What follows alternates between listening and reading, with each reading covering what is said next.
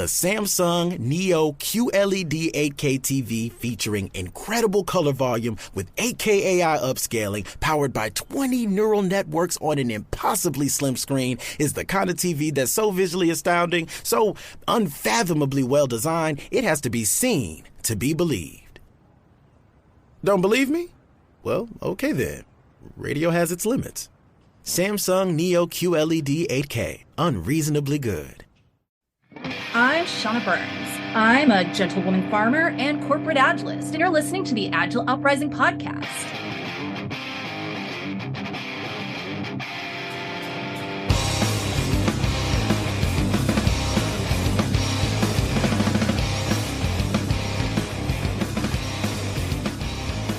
Hello, welcome to another edition of the Agile Uprising podcast. I am excited today to be joined by Jay Hrzcko. You're not excited to be joined by me. Let's be real here. It's the guest that's the draw. Okay, let me take two. Jay, how are you doing today? You excited to be here to meet our guest? I am excited. Yes, 100%. Okay, we have a special guest co-host, Miss Burns. Welcome aboard. Is this your very first Agile Uprising podcast? It sure is. Thank you for inviting me.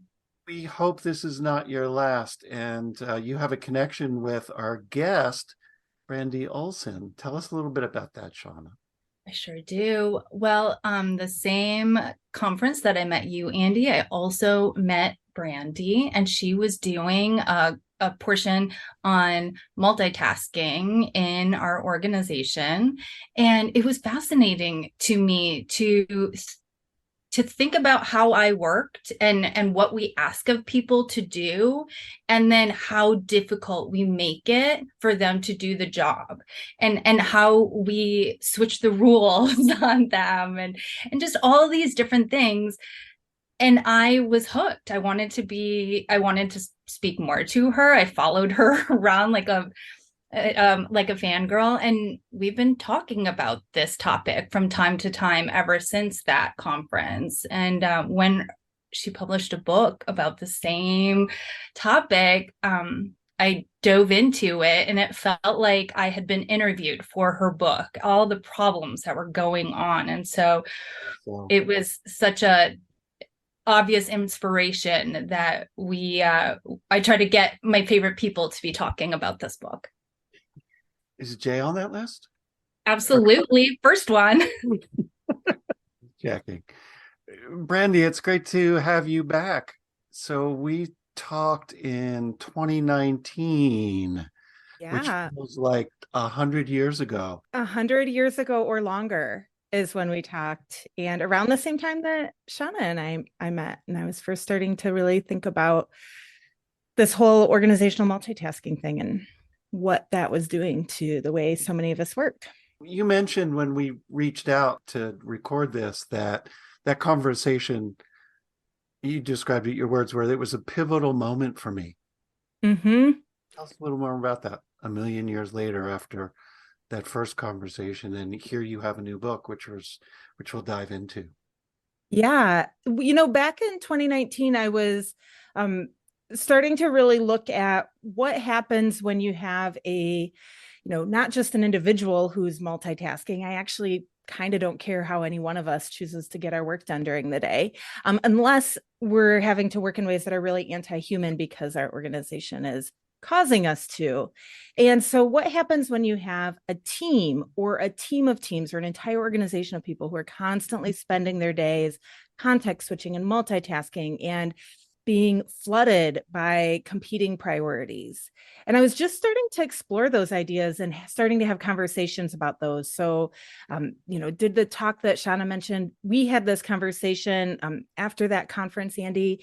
And one of the things that started to emerge for me and why I think it was really pivotal is because I started to really see the connections in a new way in terms of how that way of working, being, just absolutely ruled by multitasking, was causing burnout. And, it was actually shortly after we had that conversation, a friend of mine actually asked me, he goes, Brandi, I don't understand. Why do you care about multitasking so much? And why do you care about it? And why do you keep talking about it? And I had to really think about it because at first I thought, wasn't it obvious? And then as I was reflecting on that, what I said back to him, what really became the driver for the ongoing research and work that I did was that too often we put people in positions where they have to choose between doing good work and their own humanity. And in most situations, I think that's an entirely false choice, and one that gets in the way of us actually doing the great work that we're capable of. And so I really started to understand that multitasking, yes, it's a problem, but the bigger problem is there's an abundance of important work to do in the world. And when we work in ways that are really anti-human, we sell ourselves short. It's not that we need to lower our expectations to be more human. I think that our expectations are far too low to begin with. That's a great point. The idea of the expectations of what we have for ourselves as humans, and we're not realistic. We're not realistic at all. So the book title itself is Real Flow, Break the Burnout Cycle and Unlock High Performance in the New World of Work. That's a mouthful.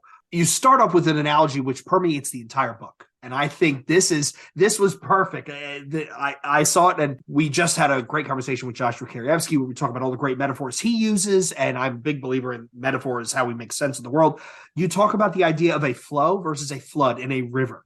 Mm-hmm. And I believe it's kayaking or canoeing where you're on a river and you're flipped over and your foot is stuck. And the difference between flowing down rapids versus the flood.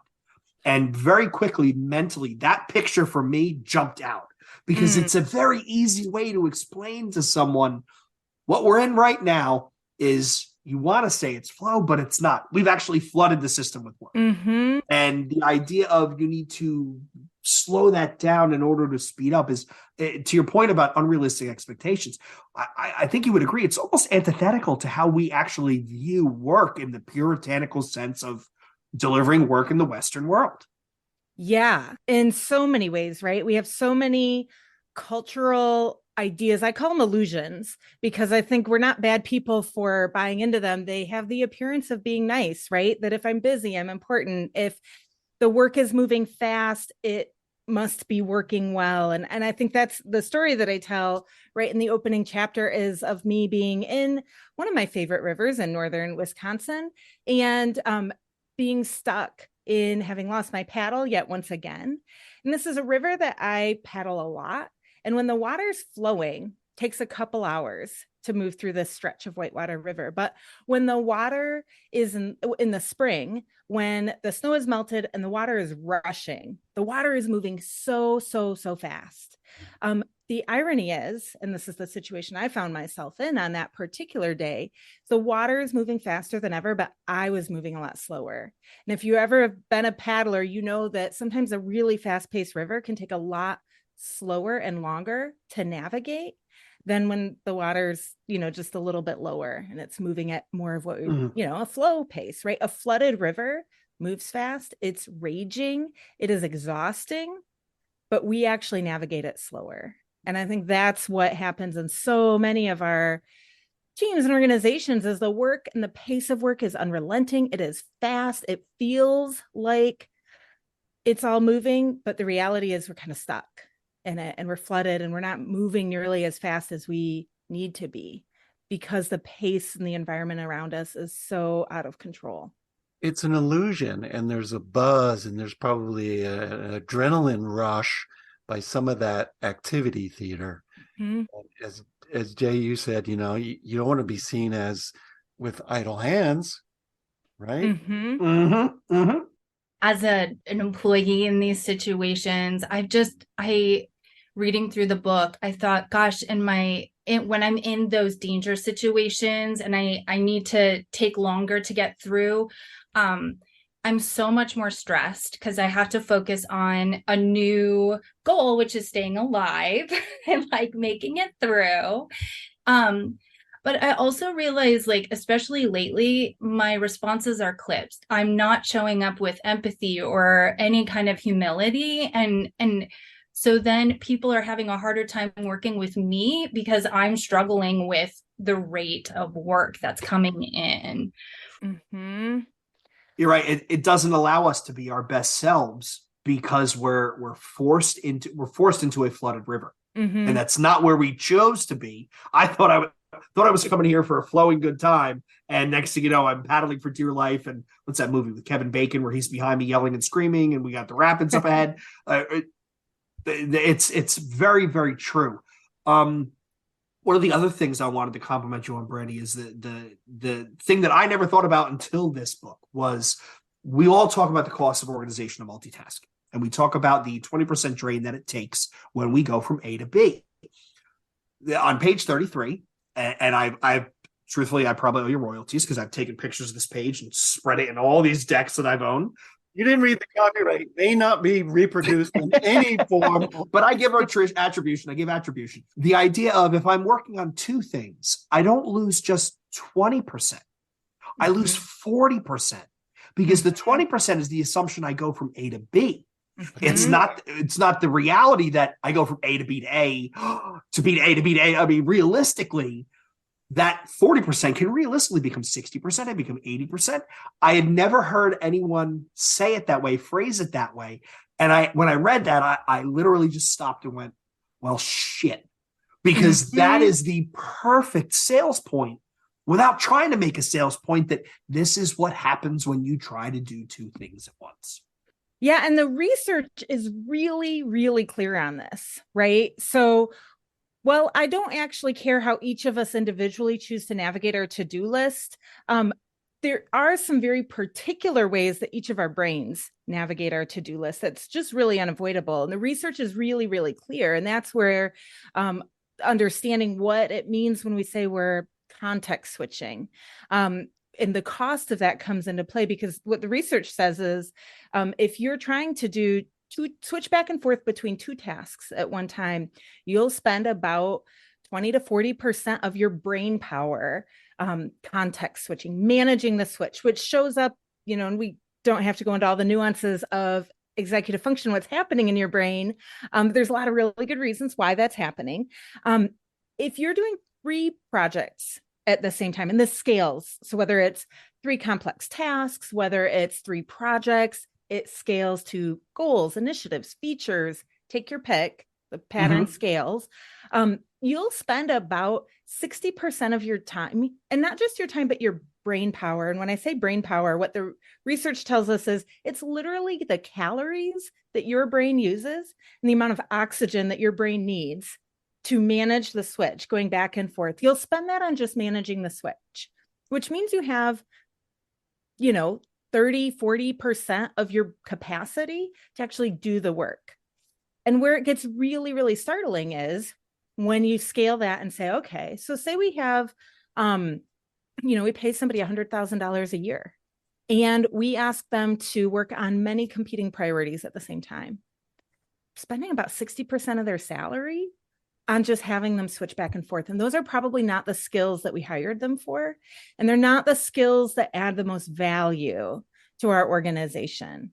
Now imagine you've got like a team of 10 people or a team of 100 people or 100,000 people.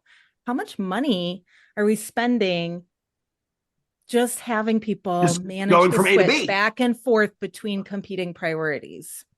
But there's clearly something there's an underlying belief that is driving organizations at scale to continue on this in spite of the studies, whether we have so many 5-minute exercises we can do with leaders as coaches and trainers and change agents to go look, and they're like, yeah, I get it. But there's always a but. And so what did some of your research and empirical evidence show? What are the underlying beliefs that is holding that in place? Yeah, because if research was all we needed, we'd be shifting gears really quickly. I've never met a leader who looked me straight in the face and said, I think focus is bad. Right? No, I've never met a leader who would disagree with the premise that focus is what we need. And yet, many good leaders are stuck in organizational systems that are just creating this flood. And I think it comes from a few places, but I think one of the first is that when we start talking about burnout, working in more humane ways, or the cost of multitasking, I think there's something inside of us that immediately raises a flag that makes us think that you're going to tell me we need to do less. We're going to have to lower our expectations. And that's not an option. we have an abundance of important work. And yeah, we can talk about finding all, doing only the important stuff. But if you lead an organization that deals with a lot of regulatory work, or, I'm working with an organization right now that works in biotherapeutic cancer treatments, lives are on the line in their work. So you can't tell me to do less. That's not an option. So it's easy to just shut off everything else. Doing less isn't an option. Lowering standards isn't an option. Lowering expectations isn't an option. And those are like those cultural illusions that kind of seep in that say, ooh, we can't talk about working in sustainable ways. I want to, but I also can't afford to do less. And I think that the reality is that we are already set. Like I said this before, like we're settling for expectations that are already too low because we think that it means settling for less, doing less. And when we're dealing with the high pressure of a lot of critical work, it feels like those things are in conflict. And the other thing that I think gets seeped into our psyche is all of the ways that we associate with busyness, doing a lot at the exact same time, as a status symbol, right? And so that makes it incredibly hard for us to look at our organizational ecosystem and see it through a different lens, because we keep seeing it through the lens of those cultural illusions and values. And I'll add one more thing, because I think this is the third thing that makes it so hard. The same part of our brain that is responsible for all the context switching, it's the executive functioning capacity in our brain. And what is true about every single human brain is we can only do one executive function at a time. Effectively. So the same part of our brain that's responsible for context switching is also the same part of our brain that's responsible for perspective shifting. It's prefrontal cortex. Yep. And we can only context switch or perspective shift at the same time. So if we are spending all of our days managing the flood of competing priorities, switching back and forth, back-to-back meetings, back-to-back priorities, spreading ourselves really thin, our brains literally struggle to do the work to make meaning of what's happening around us, to consider that there might be a different way to look at this flood of important work and how to get it done. So I think those things all combine together to be this huge force that makes it really hard to see things differently and to change. There might be one more thing, and I don't know where it's in the brain, the reward system. Mm-hmm. I mean, I've always understood reward to be more primal and more in that, amygdala, right? So is it a combination of things that you can't stop because you're so damn busy to pull back and think, but you're being rewarded for having 8 meetings deep and all these things to get done and yada, yada, yada. Yeah, I think that's a huge part of it. And it mixes right in how our brain and our nervous system engage with all of this, what we perceive to help us survive, what we perceive to be a threat.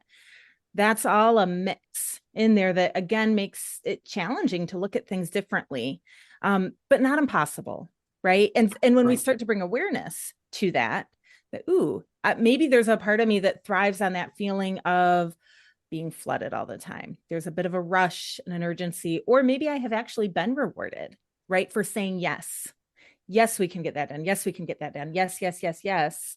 That behavior is often rewarded in the short term because nobody wants to hear a not right now. Nobody wants to, it's hard to say which next thing should we get done. That's a real hard thing to ask. It's a lot easier to say, sure, we'll start it all. And it's much more convenient that way too. And so we have these loops in our brains and our bodies and the ways that we work that we have to kind of interrupt to start looking at things differently. So much of this comes down to biology. And there was Ian McGilchrist, just his recent books where he talks about the left brain, right brain, whereas we typically view one as creative and one as arithmetical. He said, we're looking at things the wrong way. That's not how our brains work. Our left brain takes pictures. Our right brain takes a movie.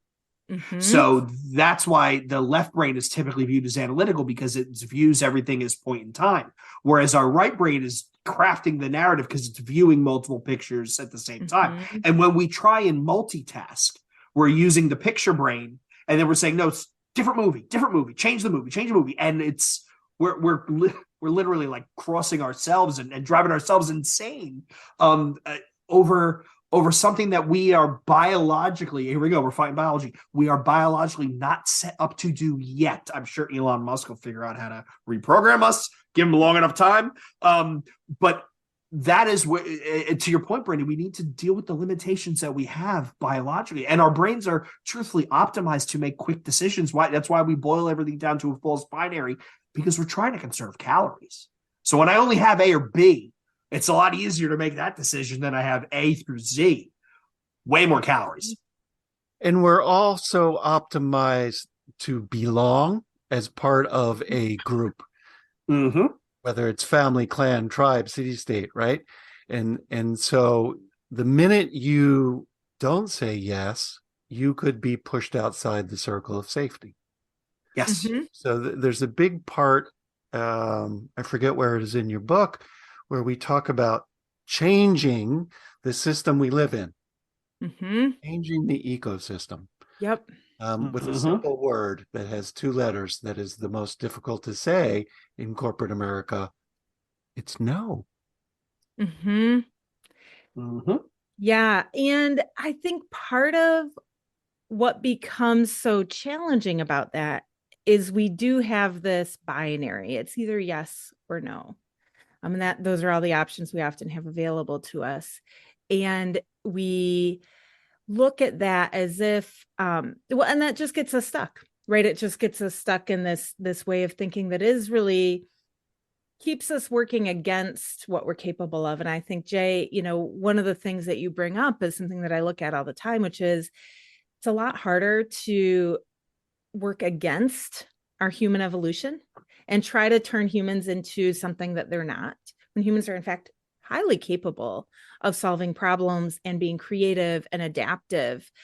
It's a lot easier and more simple to design our organizations to work with humans than try to turn humans into something, more like machines. And we'll get a lot more of the real work done the sooner we accept and embrace that reality. And then move forward, right? As opposed to trying to bend reality to be something else.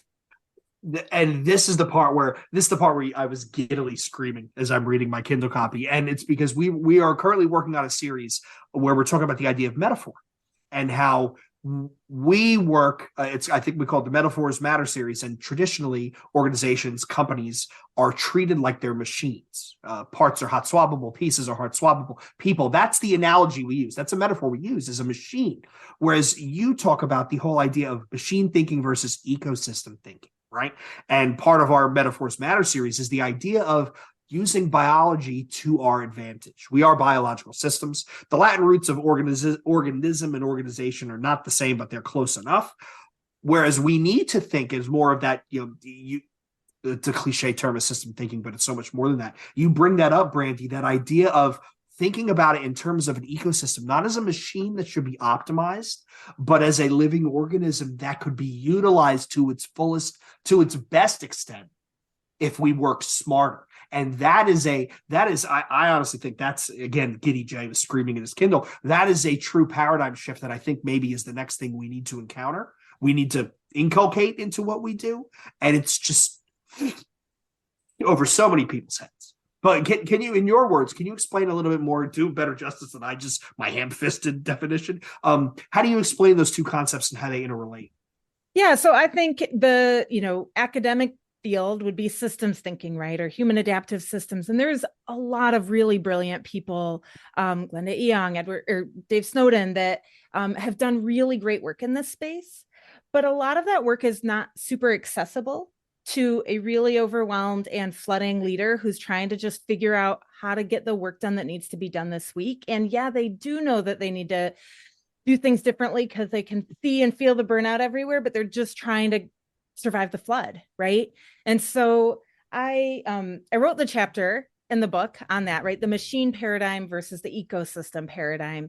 And I worked really, really hard to strip out the jargon in it and to help us really understand what it means, because I do think the lens through which we look at our organization is critical. So the story that I tell in the book is of my neighbor down the street who loves a lemonade stand, right? And every time my neighbor puts out their lemonade stand, especially in the summer, she makes buckets of money, lots of tips, and sells lots of lemonade. And a few years ago, this was happening. Another friend who was in an MBA program, and one of her professors assigned that group to create a lemonade stand business, right? Sounds simple. Apply all these business principles and concepts to a classic business, right? Good lemonade. And what was so interesting about that is that, MBA friend of mine and their team, right? They looked at their inputs and their resources and the math on it and their customer experience of who's going to buy lemonade, applying all of their best principles to it. But then the math never quite works out. And one of the things that I noticed is this was all happening in the same summer about my neighbor's lemonade stand, is that people aren't actually buying the lemonade from her. They're buying the experience. They're buying the interaction, right? You don't buy lemonade from a kid's lemonade stand because you really want that lemonade. You buy it because you want the interaction with a kid. You want to reward their ingenuity.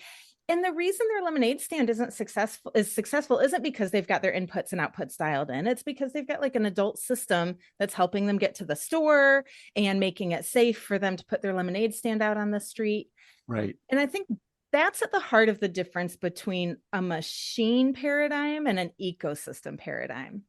And the machine paradigm, which many of our organizations are modeled to exist after, right? It looks at our departments, our inputs, our people, and their time and their energy and the cost of goods and all of these things, as if an organization is made up of all of its parts, and it's the parts that matter. So in a machine paradigm, what matters most is the parts, and that they all add up. And so in a machine, you get to add your parts up, or you get to subtract them. You get add and subtraction. And you can clearly define the performance of that machine by energy in, product out. And, yes. and still that mindset, which I think drives the optimize your fungible resources, your meat bags, right, to keep them busy, where it all falls apart. And, but switching that mindset, man. Well, and so this is where I think where we start to have success shifting the mindset, because that would be so convenient if it worked that way. It adds up nicely on paper. It looks great in an org chart. And if we could do good work that way, it would be incredibly convenient, right? The problem is, and this is where I start to have success shifting the mindset, is it's just not reality. So if we can't agree on reality, like the basic of how do humans do good work together, it's so hard to shift the mindset. And I don't say that despairingly of people who are struggling with that machine paradigm. A lot of times we don't even recognize that that's the lens through which we look at our organizations. The ecosystem lens offers us something that's, I think, much more appealing. And what an ecosystem offers us, and using the lens of an ecosystem, how different parts and components interact to create something that wouldn't exist without the interaction. What's appealing there is that we're not constrained by the addition and subtraction math of a machine. What we actually get is exponential possibility. And that's what happens when you have something like a rainforest, right? All the parts of the rainforest work together to create oxygen and remove carbon from the atmosphere. Any one tree or collection of trees or component of species wouldn't be capable of doing that on their own. But together, you get the system working together, and they're capable of so much more. Yeah. What do you think about, Shana? I just wanted to let you know. So I recently bought a farm, which is very different than my corporate agile career. And in so doing, we started to make a plan, and we started to learn what it was to be a steward of land. And in that, I came across permaculture and how we plan for energy conservation. And I'm looking for my favorite quote of yours, and of course I'm not going to see it right now, but just that we need to redefine for ourselves like what a successful plan looks like, and what is the right amount of energy to put out. And like the beauty of any kind of farming is my sprint day is sunrise to sunset. And I'm not working deep into the night, and nobody's high-fiving me like if I did something deep into the night. Like there's always tomorrow to work on the solution. And the other thing that I've been finding is that Agile is springing up all over farming, and it doesn't feel like an accident because we're trying to figure out how do we get this system to feed all the inputs to take care of itself. And then I'm going to take that energy because I don't have to manage it anymore, and I can focus on making this part better. And then it starts cycle, and then we're building better. We've got strong roots. We've got a good water flow. Like all of that feels like a really great software development team too. When things are going well, we become the nourishment, the air for one another, and we're helping one another so much. But when it's a struggle, it's hard. Yeah. I mean, so like what you're describing, that's what I think flow is, right? When all of the pieces are working together to create a flow, right? Something that's bigger and more capable than anything we'd be capable of on our own. And then, you think about that ecosystem and applying that lens to an organization, the flow of what I would say matters most, which is value. How do we create and flow ideas all the way into things that add value for people outside of our organizations who are willing to interact with us to have that value, right? Or to have that benefit. And that's what's possible. But it takes us really, again, kind of rejecting some of those cultural illusions that keep us so tied to that machine paradigm and welcoming the interconnection that happens when you have people working together in a really highly collaborative way. And what's possible there is unknown, right? Like that's where there is no ceiling on what's possible. And that's where I think we put the ceiling too low most of the time, because we put so much of our energy into really ineffective ways of working. And so we're never capable of seeing what is actually possible. But there's so much pressure to make that quarterly shareholder call good. Yep. To deliver that new thing, right? And so it's like, hey, Shana, you put the tomato seeds in. I need a bushel of tomatoes next week. What the hell are you going to do? You're going to pour all kinds of horrible things and destroy your ecosystem. Right. You have a big part of the book where you describe the key signals that you're destroying your ecosystem. Can you remind us what some of those leading indicators of org flooding were? Yeah, so many leading indicators of org flooding. Things as one of the most straightforward ways to understand if your organization is flooding is to look at everybody's calendars. How long does it take to get the right people into the same conversation? And this is where it's really important to recognize that if you're the leader of that division, you might be able to get everybody into a conversation at the same time quickly. But if people on your team are struggling to get people into the right conversation, or they're dealing with back-to-back meetings all the time, that's just an indication that your organization is flooded, right? That you're dealing with and probably managing and putting a lot more of your energy into managing all that low value back-to-back meeting work than doing the real work. And I think this comes back to, what do you want your shareholders? What do you want to tell your shareholders? And what do you want to show for your performance?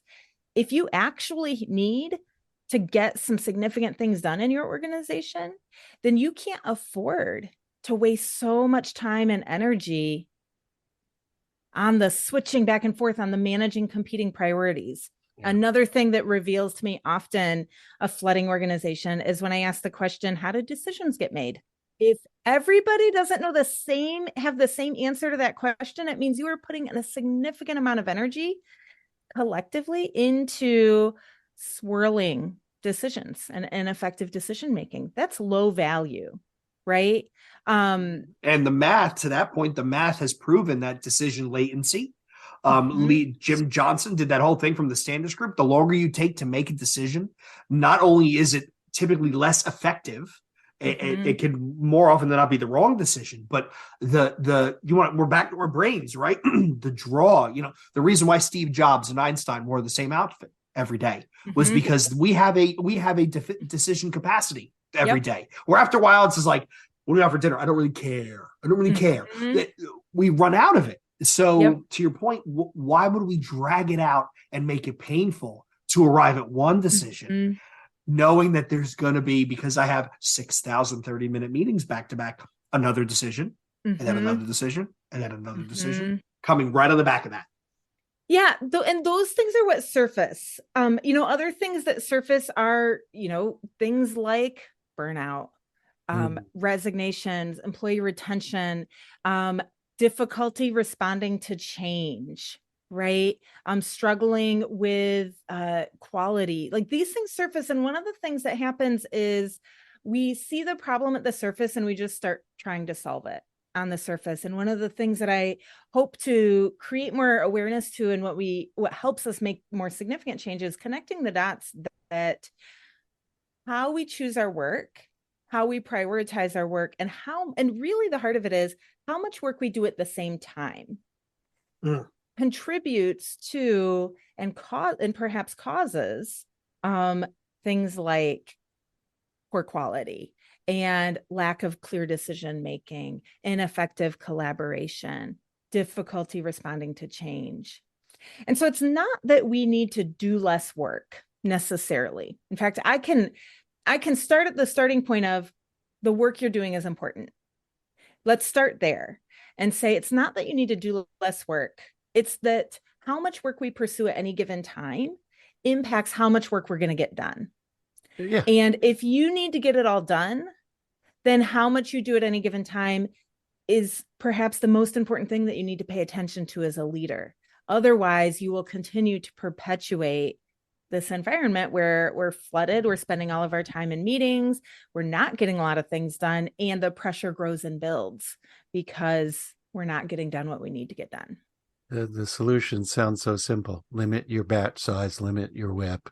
It really is, right? Like Steve Tendon said, if somebody in your team finishes the story, the human nature is to, we just pick up the next story. And his remark was, maybe the best thing for that person to do is go fishing. Just grab a rod and a reel or grab a kayak, go whitewater rafting, because you putting more value into the system is not helping. I have a question or a discussion point, but I'm going to tag team it off you, Andy. So Andy and I recently finished Framers by Ken Kulkier, and it was really one of those like mind-blowing type reads. Andy, you came up with a question I think you had regarding framing and bias. What was that question around? Oh my goodness. You're out. I think it was something we were talking about because Andy and I were having this conversation back and forth over chat before it actually made its way out to the doc. I think it was around implicit frames leading to things like discrimination or bias, or what are the frames that we're using, Brandi, that land us in this spot? And is there a way to reframe our way out of it? Yes, right. I think the place that it starts is, and you use the word implicit, and I think that's really important. When the paradigm, the frame, the model, the principles that we're using to choose our work, make decisions, and organize our teams and our organizations, when they're implicit, meaning we don't talk about them directly, we can't examine them. And one of the things that I think is incredibly important is to start making the ecosystem that we do live in and exist in clear. So I talk about like visualizing the work. I worked with a company a few years ago, and they were dealing with a ton of retention, a lot of employee turnover. And one of the things that we did to help them see the challenge of that was I had their team get in a room back in the day when we got in rooms, and put all of the work that they didn't do in the last 6 months, like on the board. Right? Because one of the challenges was every new team member that was coming on board had to be onboarded, had to meet everybody. Just talk about the number of one-on-ones that they were doing because they kept onboarding lots of new team members. Those things are valuable and you can't avoid them. We started with their leadership group filling the wall of the opportunity cost because they were spending so much time onboarding new team members. What weren't they doing? And it was shocking and startling and sobering to look at what they didn't do over the last 6 months because they were putting so much attention towards onboarding new team members. As part of that work, we also engaged their HR partners, right? We got because it wasn't just a team member problem, it was an HR problem. You can recruit and make lots and lots of hires. And if you're still putting them into a system that is not designed for them to do good work, they're not going to stay very long, right? So I think part of it comes back to making more visible what our system actually looks like, what our organization is actually designed for. And that can come through putting things up on the wall, like the work. Other ways to make those frames and systems really visible is to chart out like the path of a decision. I'll have I worked with an organization once and I asked that question, how does a decision get made? And every single person from the executive vice president of the division to like an individual contributor had different answers to the question. So I asked that executive vice president to just walk through it with me, right? Like, how does a decision get made and how do people learn about it, right? He was shocked to see his answer to that and the answer to his team, or that his team had to that question. The context of the type of decision and what domain the decision is in all impacts how that decision should be made. The favorites, the examples are, the trash can's on fire. You don't need a committee to decide to get the fire extinguisher to put it out, right? Yep. And so the individual's frame of reference for what a decision is pretty important. Well, and that's where, that's an example where we bring our cultural experience, we bring our biases, our cognitive biases, those shortcuts that our brain is doing all the time to help us, try to be friendly and help us make a better decision, which sometimes gets us into all sorts of problems. We bring all of that to bear in how we understand the work that's happening, even something like what counts as a decision, right? But rarely do we talk about that. I think actually in many Agile teams, we talk about that a lot and it gets really explicit, right? So the team framework that many Agile teams use gives and helps us to have really explicit understanding about who gets to make what decisions and how do we make decisions that impact our team. When you get outside of that team structure, it starts to get murkier and murkier. And that's where we start to pay a higher cost, or sometimes I think about it like a tax for that ambiguity and lack of clarity and alignment, for that holding the overhead of all the competing priorities and all the things we always say yes to. So you had I don't know if it was a quote, but there was a chunk of the book where you just hinted at the idea of culture, right? Organizational culture. Yeah. And one of the and I've never heard it phrased this way, which made my spider sense tingle, was the idea of shifting a culture through the concept of flow and using flow as the I don't want to say swivel point, but the linchpin by which you can change your culture. Can we talk a little bit more about that? Because I think those two things, not to say they're incongruent, but they're not usually put in the same sentence. And that was a very novel idea. Can you give us a little bit more on that? Yeah, well, why don't you tell me for a minute, like, what did that make you think of? And why did that strike you as unexpected?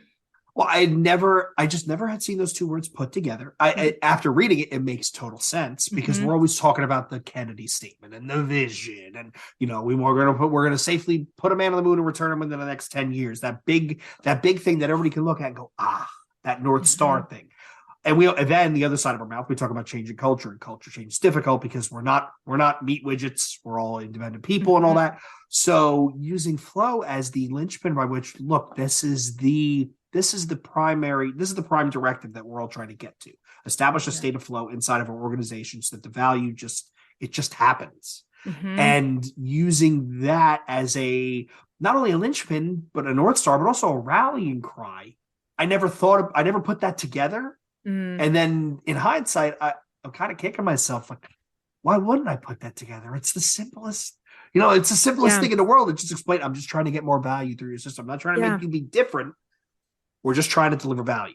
So the reason it goes together for me and why I see it I think it goes together whether we see it together or not. It's one of those, it's just reality.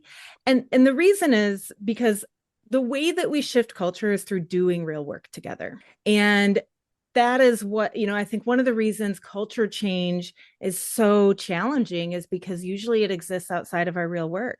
Maybe it's HR that's looking at culture change, or maybe you've got a leader who knows, we want to shift our culture, but we look at culture as another initiative, another task, another goal, another objective, right alongside all of the other stuff, as opposed to recognizing that culture is the river that we swim in. Right. It's the water we exist in.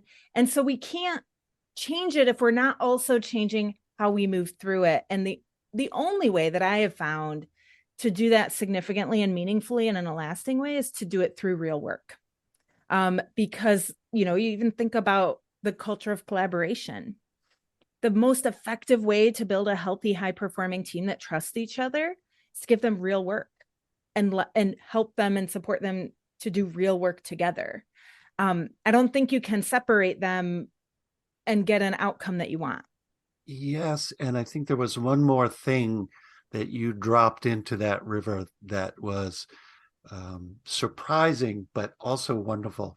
You talked about teams, high performance, doing real work, but the importance of diversity of thought and opinion and background. And I know, Shana, that's a subject that you're passionate about as well. Recently, I've been really focused on what my personal struggles are mentally, physically, and that makes it harder to show up fully at work. And so in my 44th year of life, I've learned a lot of things about myself that actually make it really hard to work. And so as I'm listening and as I was reading through your book, especially when we're talking about executive functioning and prefrontal cortex, I'm like, oh, I'm not good at those things. Like, I have diagnosis that says you're not good at that. And then I'm in an org that's not very good at it.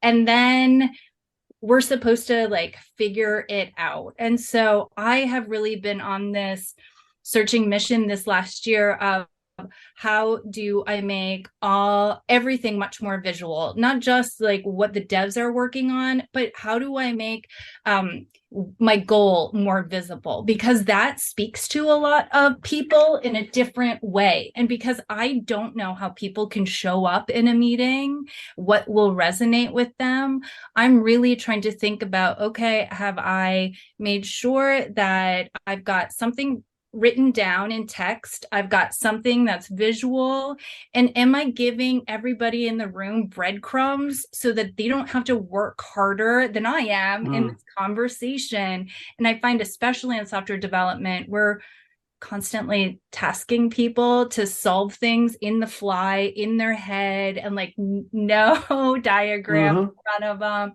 And so I've just really been thinking about what makes it hard to work together as human beings, and all of this, the biology stuff, how we come together and group up in our work, and how we get to a solution.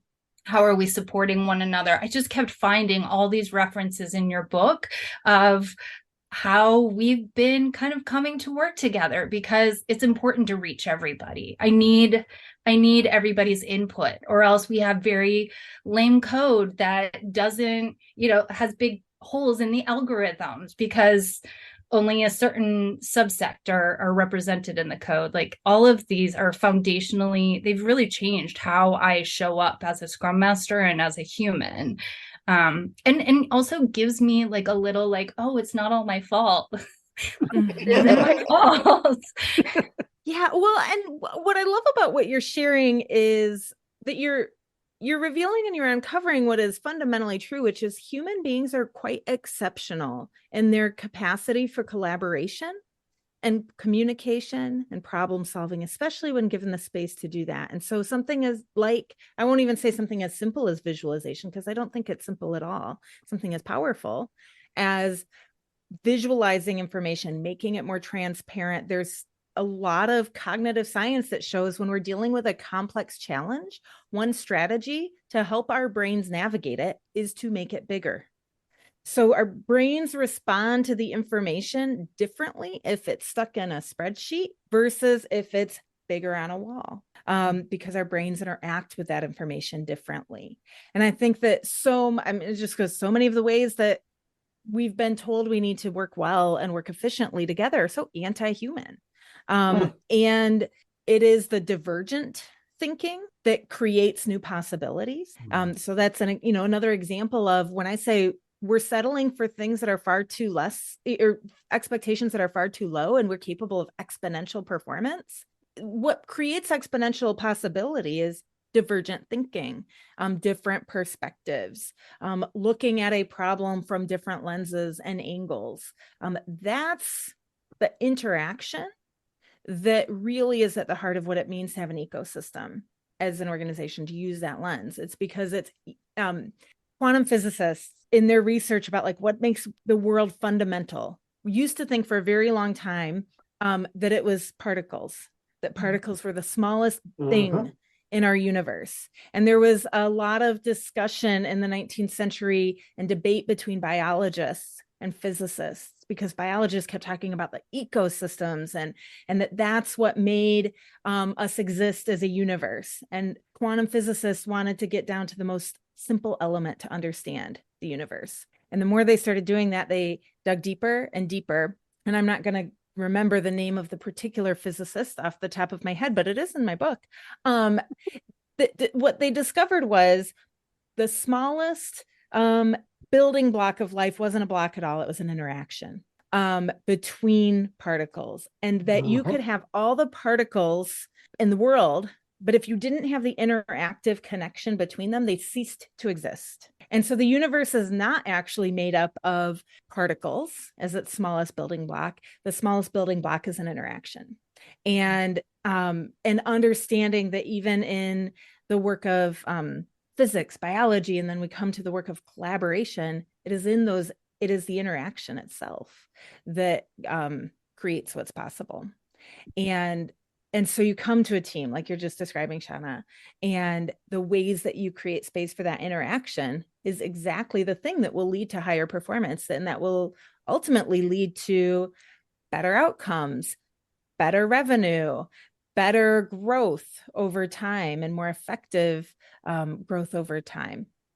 It all comes right down to those very specific conversations that you just named about the code. About the choices that are being made to prioritize, user experience or the feature, whatever that might be. It's those interactions that are the heart of both our universe and our organizations. I think that's a wonderful place to put a pin in it. Brandi, what do you got coming up that you can share that people can reach out to you and chat more about? Well, I would love you to reach out to me, because I'd like to hear what this looks like in your organization and what you're noticing and experiencing. You can find me at my website, realworkdone.com/book. And then you can learn all about the book and where you can get it and get some added tools and resources there. You can come find me on LinkedIn. I'm having a lot of conversations about this, and I would love more people to be a part of it, because as we expand our understanding and understand what actually works, we figure out how to do better. So I'd love you to come find me there as well. Beautiful. Well, thanks again, Brandi Olson, and for your new book, Real Flow. It's been a delightful conversation. Thanks to both of my co-hosts, Jay and Shana, and also to you, our listening audiences. You are all exceptional. If you enjoyed this episode, give us a review, a rating, leave some comments on your podcast platform of choice. If it's your first time tuning in, where the hell have you been? This is year 5, isn't it? Episode 300 and something. I've Seven. Subscribe. You won't miss the next one. If you'd like to join the discussion and share your stories about paddling against the flow or the flood, or damming the flood, whatever is working for you, or planting your garden, join us on our Discord server. See agileuprising.com or the show notes for a link. And finally, supports from listeners just like you will help us buy heirloom tomato seeds for the Burns' new garden. She's not making a commitment on when the first program increment will deliver a valuable basket of heirloom tomatoes, but stay in touch. We'll share the bounty of the harvest. Until next time, this is the Agile Uprising podcast, signing out. Ding! So I'm always torn about stopping the recording because we always have such wonderful conversations afterwards, and I'm like, should they hit the stop button? So I'm gonna leave it, but we can edit the rest of this crap out. Yeah, we'll trim it all. I was random thoughts, Shana, when you brought up permaculture, I started laughing because Peter Merrill, somewhere in Tasmania right now, Peter Merrill just sat straight up in bed because that's one of his key X-scale behaviors is the idea of permaculture, and we're not building a machine, we're planting a garden. Which is really kind of brilliant, and I love him to death, but he's definitely out there. Shout out to Peter, he's kind of nuts. And your point, Brandi, you talked about human beings being exceptional, and the first thing that thought of my mind is a book I just bought that's in a random pile somewhere. What if Nietzsche was a narwhal is the title, and it talks about the human exceptionalism, and what if our exceptionalism is actually going to prove to be our undoing. Because we're so smart, we're actually stupid, and we're gonna ruin things. And it was 300 something pages, and it was like that our risk, right? Like I think that's our risk, is that we will stray so far from what is possible as human beings showing up and trying to do things together that we will cause our own downfall, which you see it happen all the time. And I think that's what's at stake, right? Like that's really what's at stake is that the other thing I think about in this, and I say it in the book too, but is this idea that humans are how we have always solved problems and how we always will solve problems. And I truly do and deeply believe in our capacity to be collaborative and to do good work. But I think that we hold that with us, this risk that other mammal species and our fellow beings on the universe don't have to carry in the same way, because their evolution sets them on more of a right path more times than not. And our evolution unlocks a huge amount of potential, but also unlocks a lot of harm and risk. And that is the responsibility we hold. Especially as leaders and organizations, right? It's a tremendous responsibility. They're high. I love the quantum physics stuff you brought up, because I actually just finished, not finished, it was a couple months ago, Carlo Rovelli's book, The End of Time, where he talks about how we as humans, time is not a construct in nature. Time is something that we use. And if you think about it, nothing is, his line in the book, which I owe him royalties to, nothing is, everything is becoming. So when you look at the Rocky Mountains, we see them as mountains.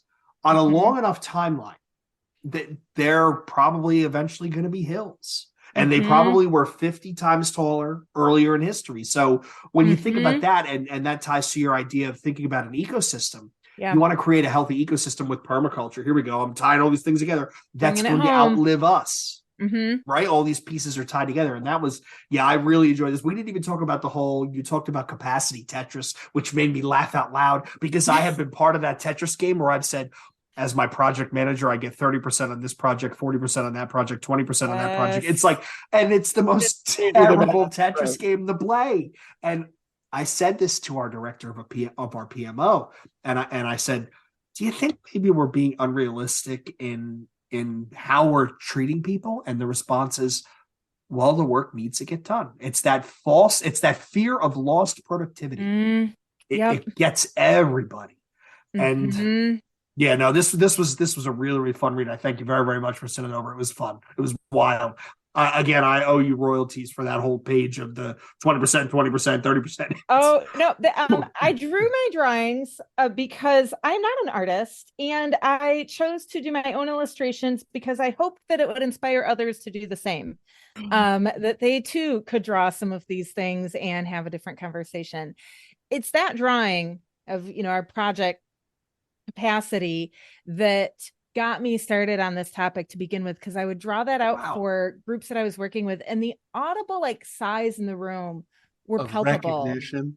Yeah. Of like, you mean it's not because I'm not a high performer? What a terrible way to look at it. Job? That's what Brandi was doing the first time I met her, with a pitcher of water, and then somebody was testing out the capacity in front of the room, and we were all participating as impediments, and it was such an eye-opener. And it's like, oh my gosh, how does Brandi get to every class, every meeting to show what this looks like in practice? Because we think of multitasking as like, I'm a mom, so it's like cooking and doing a phone call at the same time. Like nobody's thinking about it as multi-million-dollar deals on one side and like family caring on the other, and all the different things. It's pretty. I just want to Brandi, like the part in this book that like really meant so much to me, and I said it, I biffed it, but redefine performance, like maximizing human potential over the long term instead of the short term. And it's everything our friend was just talking about. And I don't know until I read that sentence when I had ever taken 10 minutes to think about how do I set myself up for the long term instead of the short term. And part of that, Brandi, is like why I'm embarking on a different life, because I want to be here for the long term. Like for some of us, that's what's going on. Like we're a little afraid that we won't make the long term. Yeah. Thank you for sharing that. And I think that's huge. And I think that's the alternative. The Webster Dictionary definition, it frames performance as, and we didn't talk about this either, but as like a competitive thing. And I think that is such a low bar for any company to set. What a low bar to say high performance means just doing better than your competitor or catching up to your competitor. And the other thing that is so key in what you shared, Shana, is if we're looking at this individually, we need to make those choices for our well-being so we can continue that work. If you're a leader of a company, you need to look at this from the perspective of how do I design a company that doesn't put people in that choice? Because individually, you should choose what you need to do for your own well-being and humanity, because you shouldn't sacrifice yourself to do good work unless you're going out, to be a doctor and Doctors Without Borders and go into, a conflict zone. That self-sacrifice shouldn't be on the table. And so we need more leaders to look at what they need to do to design organizations that don't put people in that position anymore. It's the bias of zero sum, right? We automatically assume if for me to succeed, you have to fail. And we are completely missing the forest where the trees are. We can all be equally successful. And you have to reframe leaders' conversation. Every day I hear the word resource. Oh, in where's the meat 2022, widgets? almost 2023. Meat widgets. And so much more the conversation is militaristic, the war room and we need some more of this spirit. And so until leaders change that behavior of theirs, they're still stuck as organization, as machine, and resources as just optimize them, plug them in, plug them out. And when they leave, they're like, I'll just order some more from Beeline. It's not a big deal, right? Yeah, I just finished a book on by Lynn Margulis. She was Carl Sagan's first wife. She's an evolutionary biologist. And she was heterodox in her presentation because she talks about the idea of symbiogenesis, where we typically look at evolution as branching, where there's a random mutation in this animal, which carries it forward, and another random mutation, so on and so forth. She had the idea of evolution does not come from random mutations. It doesn't come from branching, it comes from fusion, from two separate species coming together to form something that's greater than the whole. And there's a corollary there, I'm still working it out, between how we treat organizational development, where we think that it always needs to branch off and be something better. It's we tried something different over here, well, that works. And then we try to evolutionary imply that across different departments, where maybe we should look at it more of a fusion function where if these two pieces, if Shana and Jay work really well together, let's figure out what they're doing that works really well together, because that's the evolutionary step. And we kind of we missed the forest for the trees. And with that, I got to get going. Thank you all very much. As do I. We got 2 It's been a shows pleasure. for the It's price of one. wonderful to talk. Thank you, Andy, for bringing us all together. My pleasure. Shana, I hope you become more than just an occasional guest host on Agile Uprising. And this is lovely. I hope we all get to be at a conference someday together. Someday. Awesome. All right. We'll chat soon. Okay.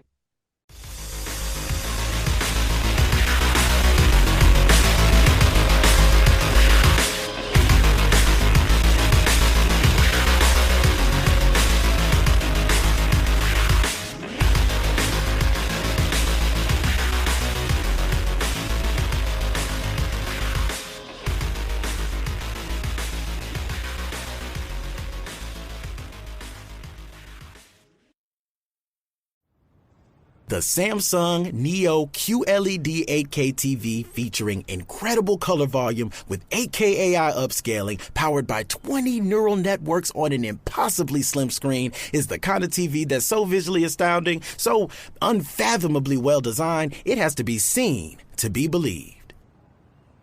Don't believe me? Well, okay then. Radio has its limits. Samsung Neo QLED 8K, unreasonably good.